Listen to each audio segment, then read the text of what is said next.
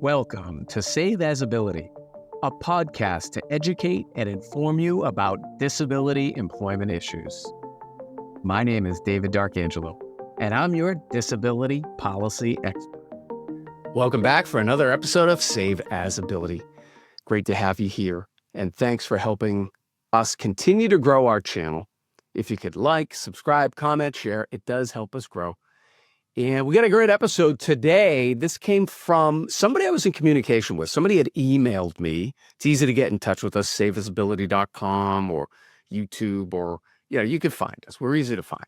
And they said, I've got a son with an intellectual disability, and we value what you talked about in an episode. He ended up getting a job. So obviously I was pleased about that. And I said, look, can I use that in a future episode? They said, absolutely. So today we're talking about intellectual disability and neurodiversity at work, okay? And we're going to talk a little bit like how we define it, and, because there's some questions about what's a developmental disability, what's an intellectual disability. So we'll get right into it. Now, personally, this matters to me. Why? Because loyal viewers of the show know that we have our person here, Isabella, whose picture I'm holding up right now. My daughter, who has an intellectual disability and a developmental disability. She's on the autism spectrum. But yet she's here trying to work. We're trying to train her to be in a competitive, integrated work environment one day, hopefully.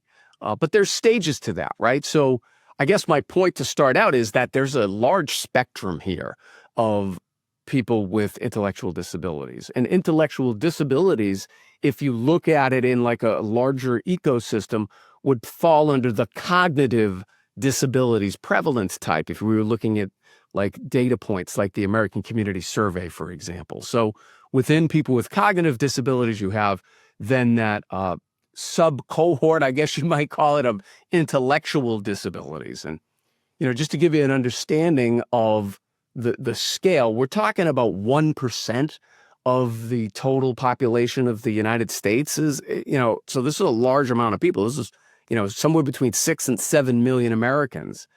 And again, really going by the American Community Survey definition, we're talking about significant limitations in intellectual functioning and adaptive behavior. And generally they're diagnosed, or people with intellectual disabilities know it before the age 22. That's like a little bit of a manner with which the programs are classified to be able to deliver programs and services to people with disabilities who have intellectual disabilities. So again, the American Community Survey indicates that there's total about 18 million Americans with a cognitive disability. And of that, you've got this subset, which is somewhere between, 3.5, 4.5 million working age adults who would have an intellectual disability. Okay, so that's what we're talking about here in terms of the neurodiversity at work. The bottom line is that there's a great workforce pool here. There's a lot of talent and really some very high level and sophisticated individuals with intellectual disabilities already in the workforce, or unfortunately on the sidelines, that we first want to get into the labor force and then get them employed, right? So this is a big untapped talent source for companies. So, we want to make sure that the workforce gap shrinks as much as we can. We have some data here. The data point is that in 2024, the employment rate for Americans with any disability, we've talked about this, is somewhere around 22% compared with 65% of those without disabilities. So that's a huge gap. There's like a 40-something point gap there. And unfortunately, that remains the same. So people with intellectual disabilities is somewhat along the same lines in terms of percentages. And it shows that adults with intellectual disabilities, around 44% of them are in the labor force, or people who are, either employed or actively looking for work. All right. So about a third of those are working, that we just indicated. As I was saying, somewhere around 34% of working age adults with an intellectual disability hold a job, which is great. But unfortunately, that's still one of the lowest unemployment rates of any disability group. So unemployment is really too high. It's stubbornly high for adults with intellectual disabilities. Their unemployment rate is about 21%.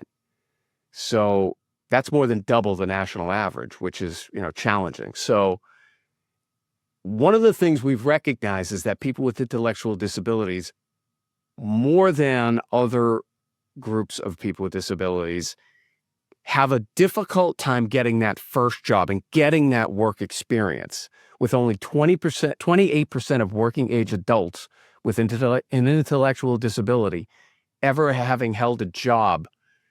That's challenging. So there's a barrier there that we've got to figure out how to get over, for the cognitive disabilities prevalence type, but then specifically for people with intellectual disabilities. And we've talked about some of the reasons that we're going to get into, but there's other demographic features that we know of, like the poverty rate. When I saw this data point, I was like, wait a minute, because I know the data point for people with disabilities, but then to look specifically at people with intellectual disabilities, it's over 1 in 4 are at the federal poverty rate, or twice the federal poverty rate. If you want to even go at a higher percentage, it goes up to like 40-something%. So that's really like a failure of all of these systems. We just talked about Ticket to Work a couple episodes ago. We've talked about vocational rehabilitation. Really, those programs are failing this prevalence type of people with disabilities, because they're just not, the data just yields that, unfortunately, the results are just, it's not where it should be. So, all right, let's get back to positivity, because what we like to be here on Save Disability is positive. And I've got some ways to bring barriers down. And it's things like, let's really rethink the interview process when it comes to this prevalence type of people with disabilities. Conventional interviews, rigid schedules, those are not working for this prevalence type. So instead, let's have flexible solutions that include things like structured interviews that allow preparation, advanced preparation, flexible shifts, better transportation that can be put in place here. These are all things that we know can raise the level for all people with disabilities, but this prevalence type in particular. All right. And we know that hiring people with intellectual disabilities, once you can get them in, the results are tremendous. We have data from Walgreens. Walgreens did a study. It's a pretty famous study that found that workers with disabilities, and a large amount of those are people with intellectual disabilities, met or exceeded productivity and safety benchmarks and had a 48% better retention rate than their peer workers in the same place. So, that's a very stunning statistic right there, that once you can get individuals with intellectual disabilities employed, oftentimes they can be your best workers and have a better retention rate. Another data point from another study, employer satisfaction.